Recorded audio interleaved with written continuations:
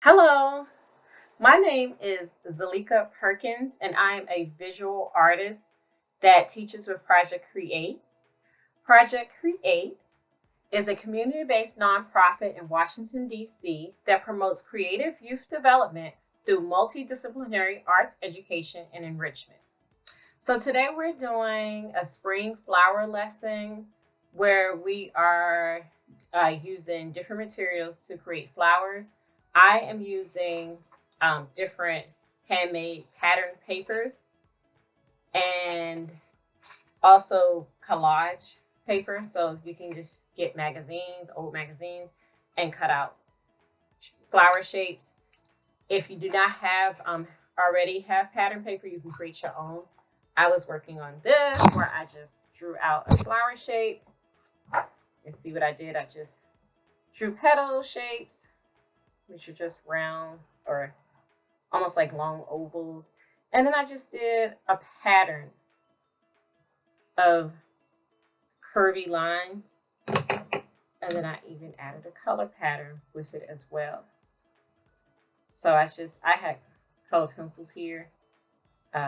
You can paint it in, or you can use markers if you have markers. I feel like markers will work even better and be even faster. So you can make your own pattern paper as well. So I thought that flower turned out pretty cool. The materials that you need besides paper is a white sheet of paper that you're going to glue your collage flowers on, and of course glue. Actually liquid glue, because if you do have buttons, you can add buttons to the center of the flowers. If you don't worry about it. But if you do, most people might have spare buttons around the house. So you can use buttons and use a lot of liquid glue for the button because it needs to adhere. And scissors. So this is a project where you don't need too much to get into it. So here I have a few shapes cut out. This is the shape that I created using my own drawing and patterns. This was the handmade paper that I purchased that came with patterns. And if you're using magazine images, this is a flower shape I cut out of the magazine picture. I also cut out a vase shape. See that? I just freely cut it out. I didn't draw it out, but if you feel like you need to do that, I'm just used to drawing, so it's a little bit easier for me to do that. I made it larger, but then I realized if I put it big on a paper, I have less space for flowers, and really the focus of this project is the beauty of the flowers.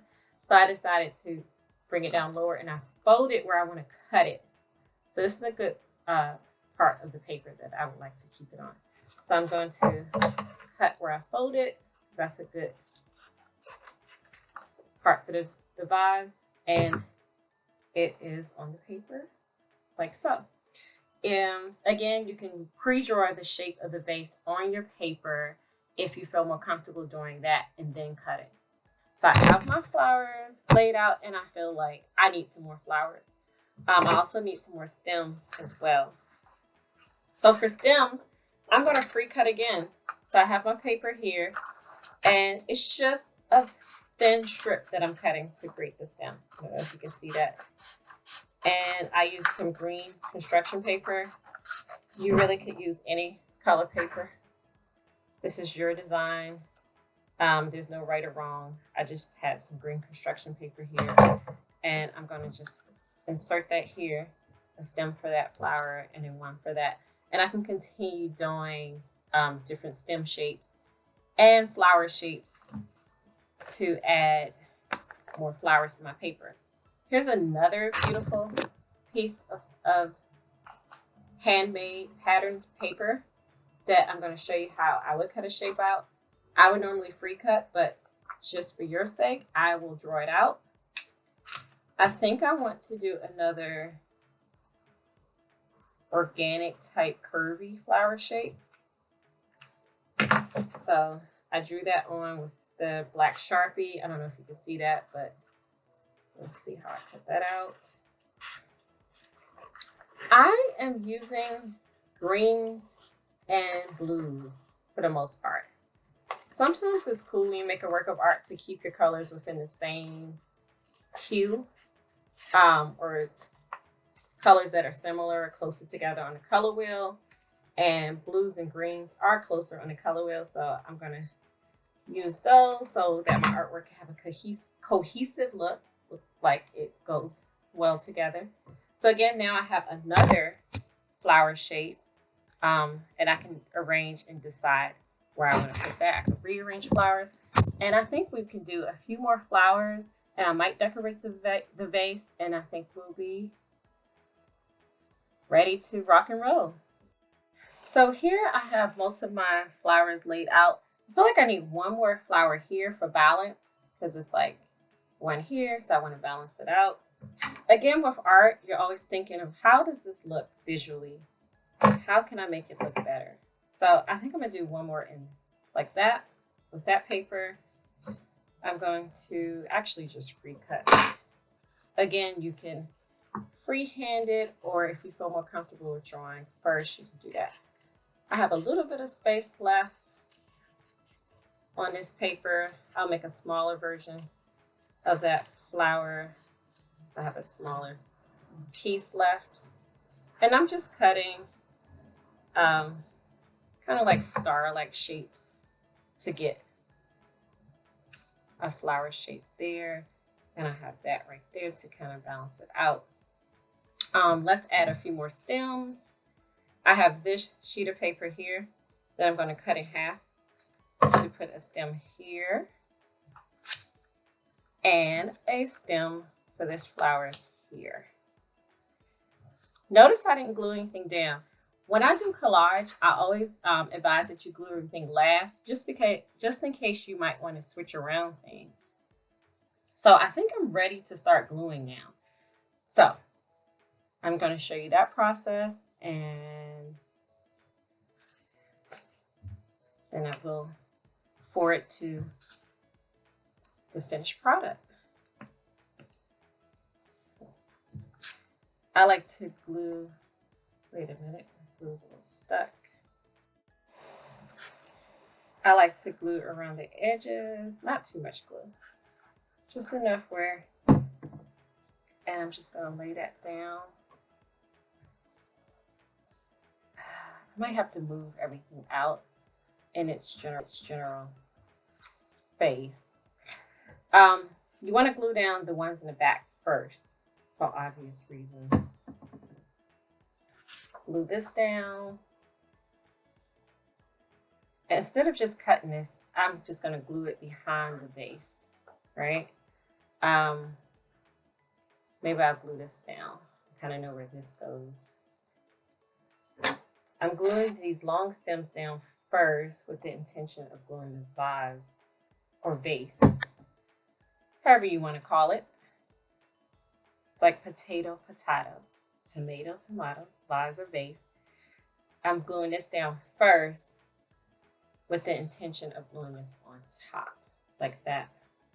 So I think we can glue down the base now.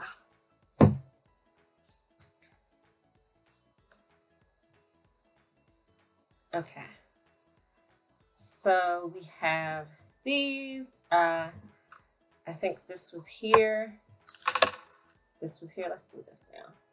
Again, your design might change unless you want it exactly how you laid it out. Take a photo of it so you can know exactly how you laid it out. I'm not such a stickler for things like that, but if you are, that would be my advice. Lay it out and take a photo so you won't forget how it was laid out. Again, I'm keeping my same color palette of blues and greens to make it look more cohesive. It look like it goes together.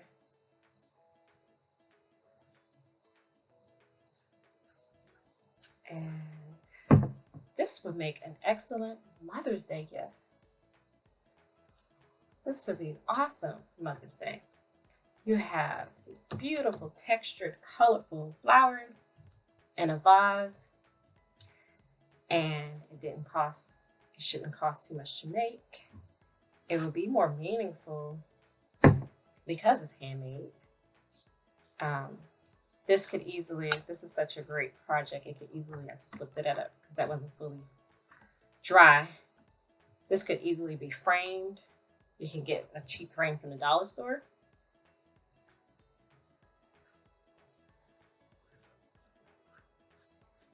I always say use your creative thinking.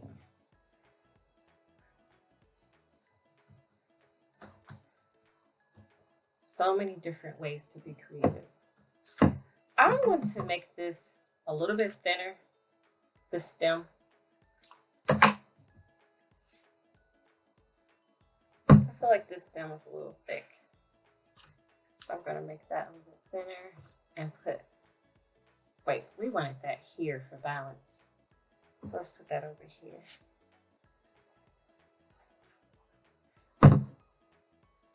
And since this isn't fully glued, we can move that a little bit to here. And then one more flower here, I think.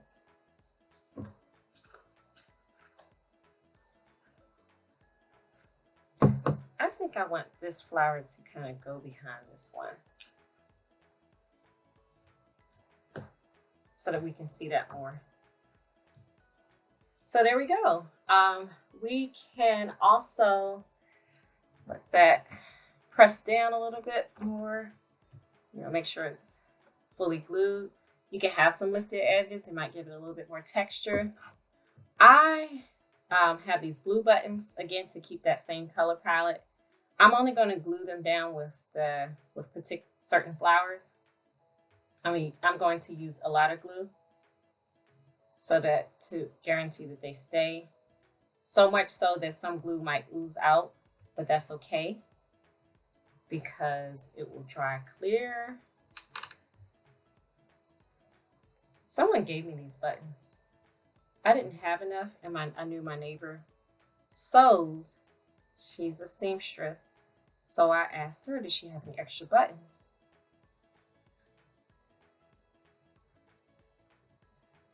And of course, I had my mask on when I got the buttons from her. So again, the buttons just add a nice extra texture, a nice extra design element. All I needed was 3 buttons to give a little variety. And I have this paint marker. You don't need a paint marker for this. I just happen to have one. Again, I'm just using what I have around me. You can use a regular marker. And I'm going to do designs in the vase. I think I'm going to do polka dot.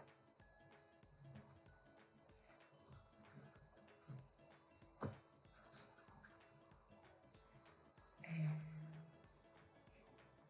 just to give it some extra visual interest.